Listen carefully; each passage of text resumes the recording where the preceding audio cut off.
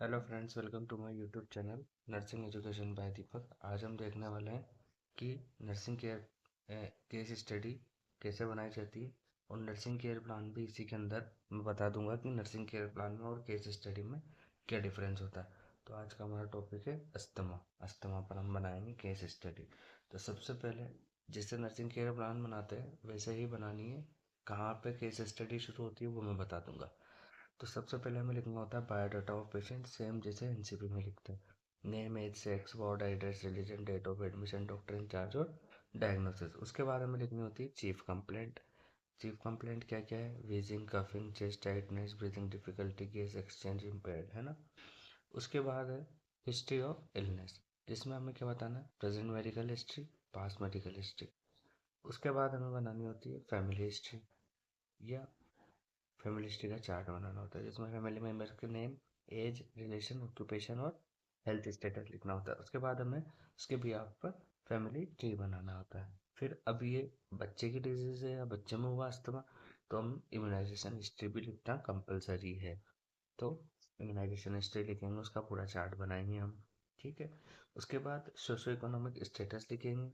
अगर आपको video bread नज़र आ रही है तो वीडियो की क्वालिटी को इंक्रीज़ कर लेना, और अगर आपको इसकी पीडीएफ चाहिए तो आप मुझे टेलीग्राम पर मैसेज कर देना, मैं आपको पीडीएफ प्रोवाइड कर दूंगा।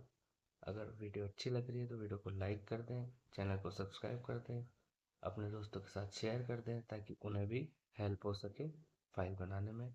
और एक बार आप मेरा चैनल विजिट ज़रूर करिएगा, उसमें मैंने काफ़ी सारे टॉपिक्स अपलोड किए हुए हैं जो आपकी प्रैक्टिकल फाइल में काफ़ी हेल्प करेंगे। फिर सोशो इकोनॉमिक स्टेटस लिखने के बाद लैब इन्वेस्टिगेशन लिखनी है, जिसमें हम पल्स ऑक्सीमेट्री करेंगे, चेस्ट एक्सरे करेंगे, ब्लड गैसेस करेंगे। ठीक। पल्मोनरी फंक्शन टेस्ट करेंगे, एलर्जी टेस्टिंग करेंगे। उसके बाद हमें मेडिकेशन के लिए मेडिकेशन चार्ट बनाना पड़ेगा, जिसमें हमें नेम ऑफ ड्रग्स लिखने पड़ेंगे, डोज लिखना पड़ेगा, उसके बाद रूट लिखने हैं। उसके बाद अब यहाँ तक तो हम एनसीपी में भी लिखते थे। अब शुरू होती है केस स्टडी की मेन चीज़। केस स्टडी और एमसीपी में ये डिफरेंस होता है कि केस स्टडी में हम उस डिजीज़ की पूरी इंफॉर्मेशन लिखते हैं, जैसे कि डेफिनेशन लिखेंगे अस्थमा की, फिर ईटियोलॉजी भी लिखेंगे, जैसे respiratory infection, allergens, irritants, gastroesophageal refluxes disease, weather changes, फिर रिस्क फैक्टर्स भी लिखेंगे। उसके बाद पैथोफिजियोलॉजी भी लिखेंगे। ठीक है। और उसके बाद साइन एंड सिम्टम्स भी लिखेंगे, डायग्नोसिस भी लिखेंगे। ये सारी चीज़ें हम एनसीपी में नहीं लिखते हैं, ये सिर्फ केस स्टडी में लिखते हैं। अब वापस नर्सिंग केयर प्लान जो बनाते हैं वो बनाना है हमें। सब्जेक्टिव डाटा लिखना है, ऑब्जेक्टिव डाटा लिखना है असेसमेंट में, डायग्नोसिस करना है गोल्स को।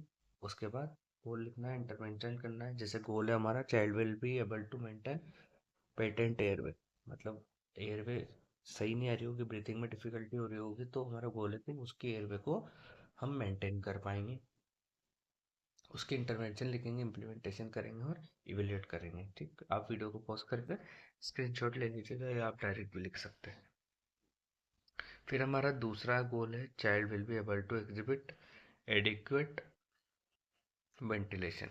ठीक है, ये आपको पूरा लिखना है। उसके बाद तीसरा गोल है हमारा child will be able to maintain adequate gaseous exchange. ठीक है, तो उसको क्या दिक्कत थी? प्रॉपर ब्रीथ नहीं कर पा रहा था और सिक्रेशन हो रहा था कफ का।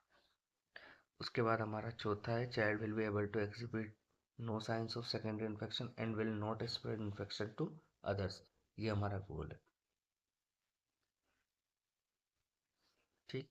उसके बाद हमें कॉम्प्लिकेशन लिखने होते हैं डिजीज से रिलेटेड, क्या क्या कॉम्प्लिकेशन है, और उसके बाद हेल्थ एजुकेशन प्रोवाइड करनी होती है पेशेंट।